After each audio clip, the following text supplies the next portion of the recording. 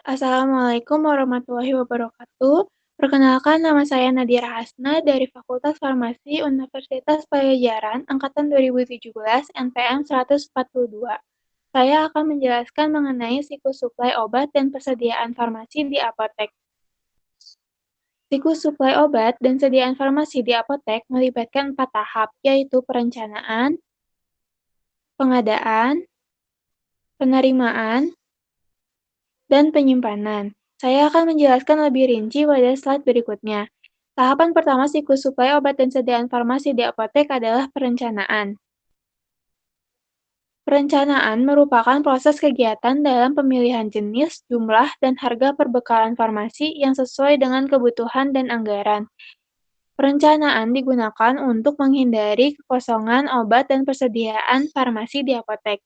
Tahapannya terdiri dari pemilihan obat dan kompilasi pemakaian obat. Pemilihan obat dan perbekalan farmasi merujuk pada daftar obat wajib apotek, daftar obat pelayanan kesehatan dasar, dan daftar Alkes oleh Kemenkes. Selanjutnya, ada perhitungan kebutuhan obat, dan yang terakhir adalah evaluasi perencanaan kebutuhan obat. Untuk menghitung kebutuhan obat, terdapat 3 metode yang dapat digunakan, yaitu metode konsumsi, metode morbiditas, dan metode kombinasi. Metode pertama yang akan saya bahas adalah metode konsumsi. Metode konsumsi adalah metode perencanaan berdasarkan analisis konsumsi logistik periode sebelumnya. Berikut rumus yang digunakan. CT sama dengan CA dikali T ditambah SS dikurangi sisa stok, di mana CT merupakan kebutuhan per periode waktu, CA adalah kebutuhan rata-rata waktu dalam bulan, T adalah lama kebutuhan dalam bulan atau tahun, dan SS adalah safety stock. Keuntungannya dari metode konsumsi adalah tidak dibutuhkan data morbiditas dan standar pengobatan. Perhitungannya lebih sederhana dan dapat diandalkan jika pencatatannya baik. Untuk kekurangannya, metode konsumsi ini sulit untuk menyesuaikan kebutuhan pasien, tidak dapat dijadikan dasar pengkajian penggunaan obat, tidak dapat diandalkan jika terjadi perubahan pada pola penyakit. Untuk contoh soalnya, sebagai berikut. Kebutuhan obat natrium diklofenak di rumah sakit A adalah 1.500 buah untuk setiap bulannya dengan pembelian setiap 10 hari. Untuk lead time yang diperlukan dari distributor adalah 2 hari. Sampai saat ini, sisa obat natrium diklofenak hanya ada 250 buah. Harga natrium diklofenak adalah 5.000 per satuannya. Maka berapa anggaran yang harus dikeluarkan untuk membeli obat tersebut? Untuk memecahkan soal ini, kita harus terlebih dahulu menghitung safety stock-nya dengan rumus lead time per jumlah hari atau bulan dikali CA. Dengan jawaban seperti 2 hari dibagi 30 hari dikali 5.000 sehingga safety stock yang kita punya adalah 100 buah. Selanjutnya, kita menghitung menggunakan rumus CT sama dengan CA dikali T ditambah safety stock dikurangi sisa stok sebagai berikut. Di mana CA-nya adalah 1.500 dan T-nya itu adalah 10 per 30 dan safety stock-nya adalah 100 dan sisa stoknya adalah 250 sehingga didapatkan CT-nya adalah 350 buah.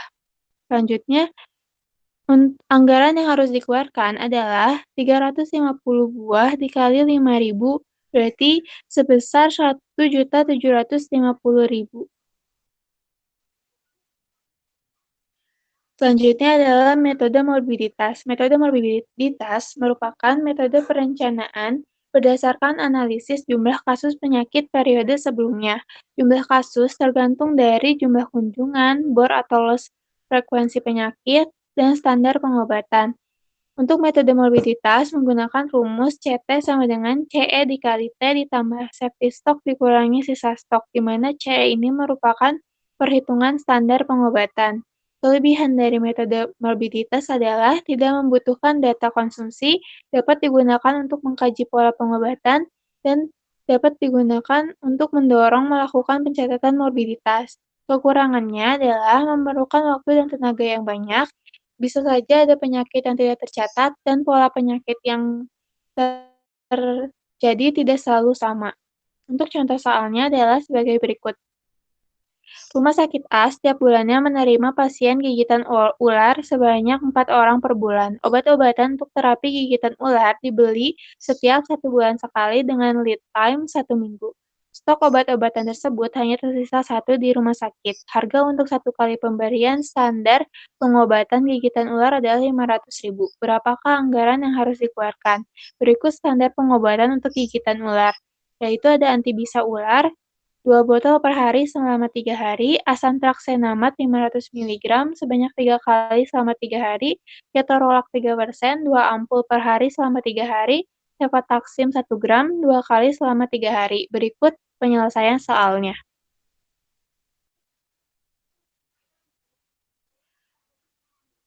Yang pertama, kita harus menghitung terlebih dahulu kebutuhan dari paket, pengobatan karena bisa ular. Yang pertama dari anti bisa ular, dibutuhkan 2 botol selama 3 hari untuk 4 orang sebanyak 24 buah. Asam traksenamat 500 miligram, 3 ampul dikali 3 hari sebanyak 4 orang yaitu 36 buah. Ketorolac 3%, 2 ampul 3 hari 4 orang sebanyak 24 buah. Cefotaxim 1 gram 2 ampul 3 hari dan 4 orang sebanyak 24. Lalu semuanya dijumlahkan dan dirata-ratakan sehingga mendapatkan nilai CE-nya itu 27 buah. Nah, untuk safety stock, kita menghitung dengan rumus lead time per jumlah hari per bulan dikali CE, sebesar 7 hari dibagi 30 hari dikali 27 sehingga didapatkan safety stock-nya sebesar 6 buah. Selanjutnya, kita akan menggunakan rumus CT sama dengan CE dikali T ditambah safety stock dikurangi sisa stok sehingga didapatkan nilai CT sebanyak 32 buah. Anggaran yang akan dikeluarkan adalah 30 buah dikali 500.000 sehingga anggaran total yang harus dikeluarkan sebesar 19 juta. Selanjutnya adalah metode kombinasi. Metode kombinasi merupakan metode perencanaan yang menggabungkan metode konsumsi dan metode morbiditas. Berikut rumus yang digunakan. CT sama dengan CA dikali CE ditambah T ditambah SS dikurangi sisa stok, di mana CT merupakan kebutuhan per periode waktu, CA adalah kebutuhan rata-rata waktu per bulan, CE perhitungan standar pengobatan, dan T adalah lama kebutuhan. Metode kombinasi digunakan untuk obat dan alat kesehatan yang terkadang fluktuatif, maka dapat menggunakan metode konsumsi dengan koreksi pola penyakit, perubahan jenis atau jumlah tindakan, perubahan pola peresepan, dan perubahan kebijakan pelayanan. Selanjutnya adalah evaluasi perencanaan kebutuhan obat dapat evaluasi perencanaan kebutuhan obat dilakukan untuk memperoleh informasi mengenai jumlah rencana pengadaan, skala prioritas masing-masing jenis obat, dan jumlah kemasan untuk rencana pengadaan obat tahun yang akan datang. Terdapat 3 teknik manajemen yang dapat dilakukan untuk meningkatkan efektivitas dan efisiensi penggunaan dana, yaitu metode ABC, metode Venn, dan metode ABC-Venn. Metode ABC merupakan analisis yang dilakukan untuk mengelompokkan jenis obat berdasarkan kebutuhan dananya. Metode ABC dikelompokkan menjadi tiga kelompok, yaitu A. Always, B. Better, C. Control, di mana kelompok A itu biasanya sejumlah 10% dari total item mempresentasikan 70% dari total nilai yang didapatkan. Sedangkan untuk kelompok B, adalah sejumlah 20% item mempresentasikan 20% total nilai yang didapatkan, dan kelompok C sebesar 70% item merepresentasikan 10% dari total nilai yang didapatkan. Untuk analisis Venn, merupakan analisis yang dilakukan dengan mengelompokkan jenis obat berdasarkan dampak tiap jenis obat pada kesehatan. Untuk metode Venn ini terdapat 3 kelompok, ada kelompok V atau vital, di mana terdiri dari obat-obatan yang diperlukan untuk menyelamatkan kehidupan. Kelompok E atau essential, obat-obatan untuk penyakit dasar, dan kelompok N atau non-essential, obat-obatan untuk penyakit yang dapat sembuh dengan sendirinya. Selanjutnya Selanjutnya adalah metode ABC-Venn, merupakan matriks yang dirumuskan dengan menggabungkan metode ABC dan Venn untuk mengembangkan sebuah sistem manajemen yang dapat digunakan untuk prioritas. Berikut matriks metode ABC-Venn terbagi menjadi 3 kelompok, yaitu kelompok satu mencakup semua item yang penting dan mahal, yaitu kelompok AV, BV, CV, AE, dan AN. Contohnya adalah obat-obatan kardiovaskular. Kelompok 2, kelompok BE, BN, dan CE merupakan item yang kebutuhan dan harganya itu sedang. Dan yang terakhir adalah kelompok 3, kelompok CN mencakup kategori yang obat-obatan yang murah dan kurang prioritas dibandingkan dengan yang lainnya. Contohnya adalah suplemen kesehatan. Selanjutnya, tahapan kedua dari siklus suplai obat dan persediaan farmasi di apotek adalah pengadaan. Pengadaan bertujuan untuk merealisasikan kebutuhan yang telah direncanakan dan disetujui untuk mendapatkan perbekalan farmasi dengan harga yang layak, mutu yang baik, dan pengiriman barang yang terjamin. Pada proses pengadaan harus tepat dari jumlah, jenis, waktu, dan harga, di mana harga yang digunakan merupakan harga yang optimal.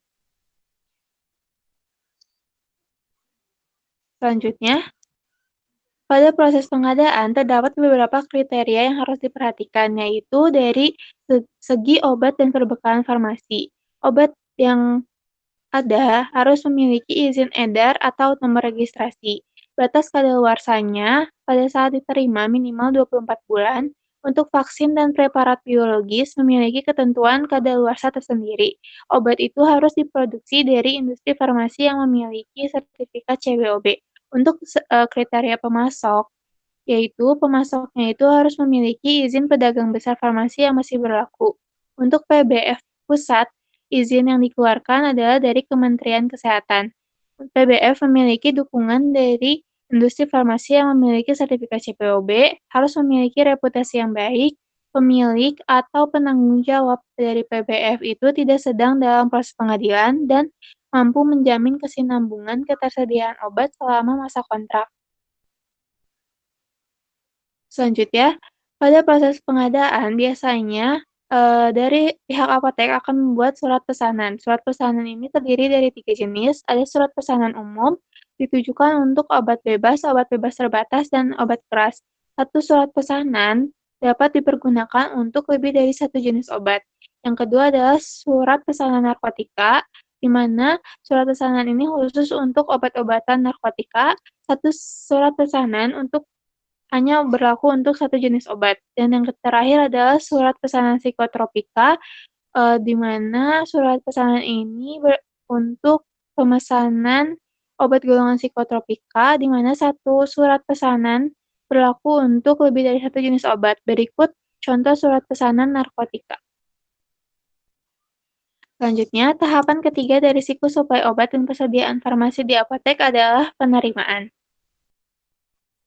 Pada saat penerimaan barang, maka perlu melakukan hal berikut, yaitu memastikan kesesuaian antara jenis dan jumlah obat dan perbekalan farmasi yang dipesan, memastikan kondisi obat dan perbekalan farmasi yang diterima, memeriksa waktu dan suhu datang, mendokumentasikan setiap barang dan perbekalan farmasi yang diterima. Selanjutnya, tahapan terakhir adalah penyimpanan.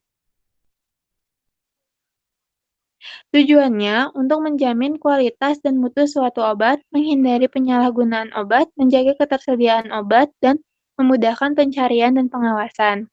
Biasanya, obat-obatan dapat disusun berdasarkan alfabetis, farmakoterapi, stabilitas, dan bentuk sediaan.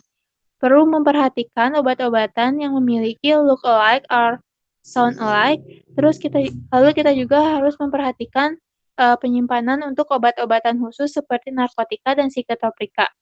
Pengeluaran barang dapat dilakukan dengan metode FIFO, VEVO, atau administratif. Ruang penyimpanan harus memiliki kriteria sebagai berikut: kemudahan untuk bergerak, sirkulasi udara yang baik, memiliki rak atau palet untuk menyimpan obat, dan memiliki alat pemadam kebakaran. Selanjutnya, Prinsip penyimpanan biasanya berada pada suhu suhu kamar pada 25–30 derajat Celcius, suhu sejuk pada 8–15 derajat Celcius, dan suhu dingin pada 2–8 derajat Celcius dengan kelembapan untuk kering kurang dari 65%, lembab 65–80%, dan cahaya terlindungi dari cahaya matahari. Untuk gudang, ada 3 tipe gudang yang biasa digunakan, adalah arus garis lurus sederhana, arus U, dan arus L. Sekian presentasi dari saya. Mohon maaf apabila ada kesalahan dan kekurangan selama presentasi ini. Wassalamualaikum warahmatullahi wabarakatuh.